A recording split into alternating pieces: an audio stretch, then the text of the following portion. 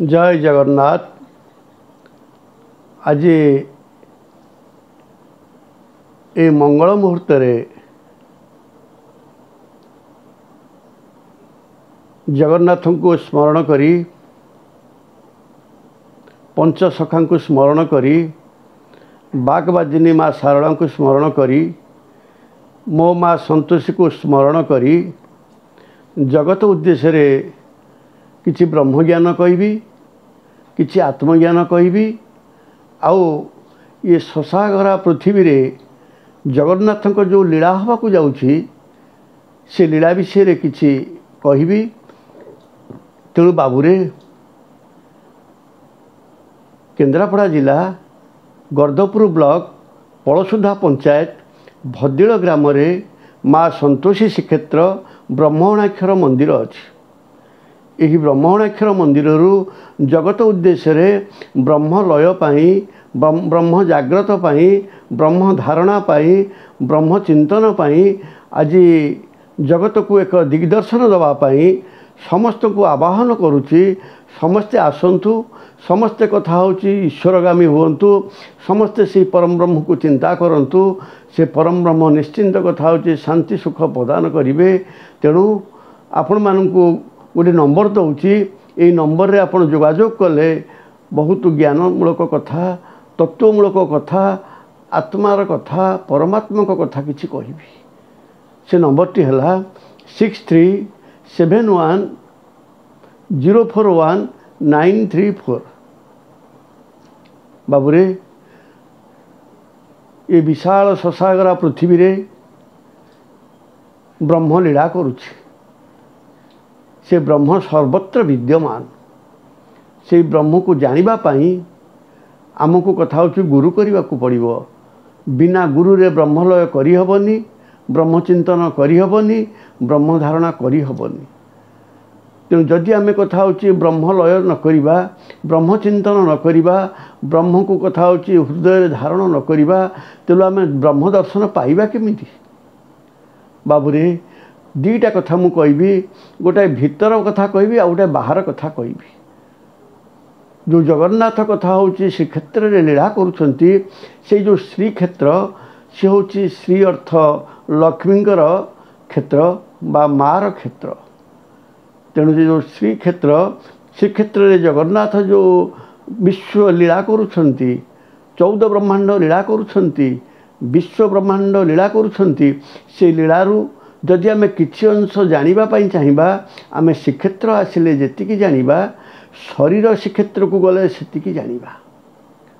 तेणु शरीर श्रीक्षेत्र रे श्री अर्थ माँ आ शरीर को क्षेत्र करिछि। से माँ जो शरीर क्षेत्र करिछि से क्षेत्र रे क्षेत्रपति जीए सी होचंती से बाहर जगन्नाथ एठी से परम ब्रह्म।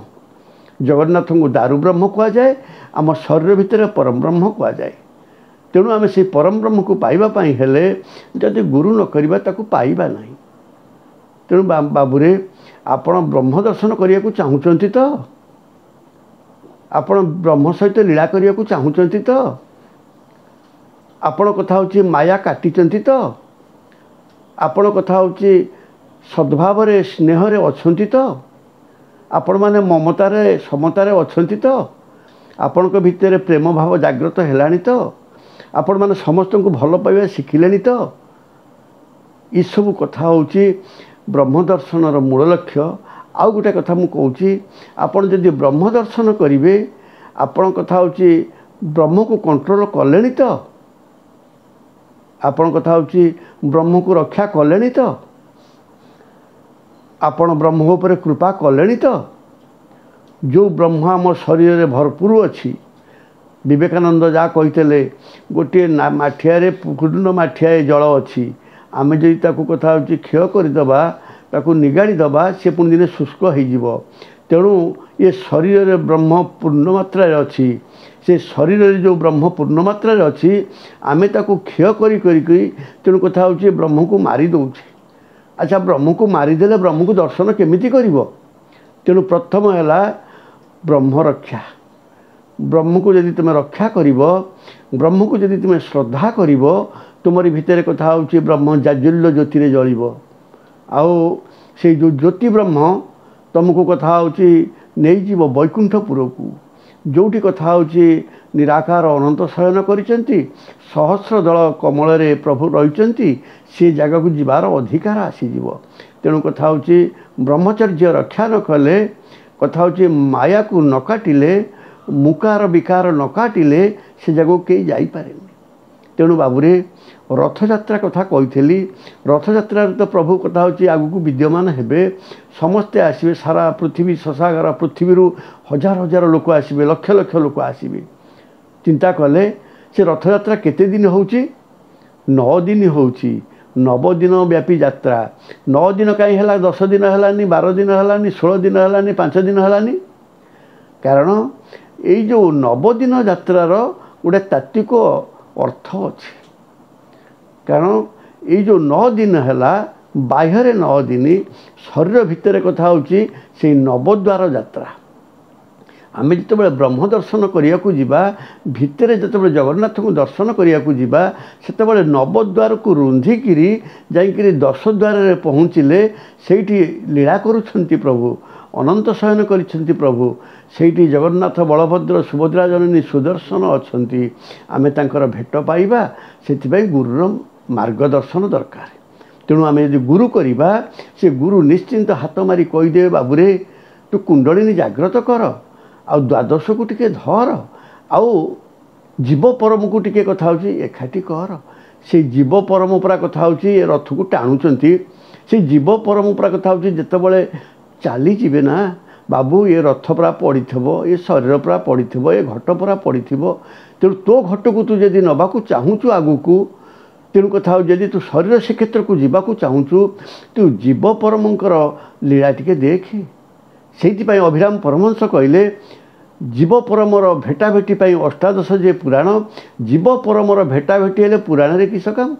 तेणु से गोटे कथा बाबू मु अनेक थर भी कही तेणु आम जीव परम को चिन्हवा केमिति गुरु न कले चिन्हि पारिबेनी आ जीव परम को जेतेबेले चिन्हि पारिबा बहुत आनंद लागिवो बहुत शांति लागिवो बहुत सुख लागिवो। आपण मान कोन शांति चाहुनांती आपण मान कोन सुख चाहुनांती आपण मान कोन जो ब्रह्मलय चाहुनांती ब्रह्मर कृपा चाहुनांती से आनंद से जो प्रेम गदगद से जो सस्नेह भरा कथा से जो सस्नेह भरा शांति से सुख टिकक पाइबा पाई आज समस्ते साधु सन्त महापुरुष मनीषी माने कथा होची जाग्रत होकर सियाड़ को मुह कर चली। तेणु आपण मैंने कथा होची मोह त्याग करंतु माया त्याग करंतु आउ प्रभुंक चिंतन रे रुहंतु आउ गुरु करंतु मूल जिनस है गुरु से भागवत कहले मुहि बस ये गुरु देह मोठारू गुरु भिन्न नुहे से जो परम ब्रह्म निराकार शून्यवासी सी होती गुरु स्वरूपा से शून्यवासी जितेबाला कथा होची शरीर भितर आसे से व्यक्ति गुरु हो जाए।